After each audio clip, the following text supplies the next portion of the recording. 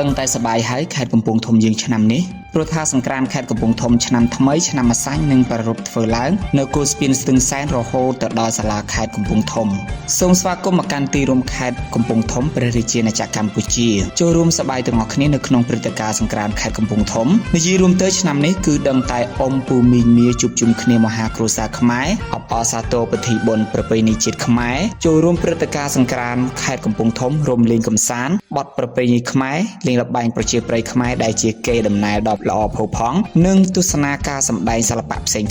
ថតរូបកម្សាន្តទុកជាអនុស្សាវរីយ៍ជាពិសេសទៀតនោះគឺយើងនឹងមើលទាំងអស់គ្នាថាតើនៅខេត្តកំពង់ធំយើងឆ្នាំនេះនឹងមានអ្វីប្លែកខ្លះក្នុងឱកាសបុណ្យចូលឆ្នាំថ្មីខាងមុខនេះតើបងប្អូនមានដំណើរកម្សាន្តទៅទីខេត្តណាដែរឬក៏អាចមកលេងខេត្តកំពង់ធំយើងខ្ញុំរងចាំទទួលស្វាគមន៍បងប្អូនទាំងអស់គ្នាជានិច្ចឆ្នាំថ្មីខាងមុខនេះសូមប្រសិទ្ធពរជ័យបវរសួស្តីជ័យមង្គលដល់បងប្អូនគ្រប់គ្នាសូមអរគុណសូម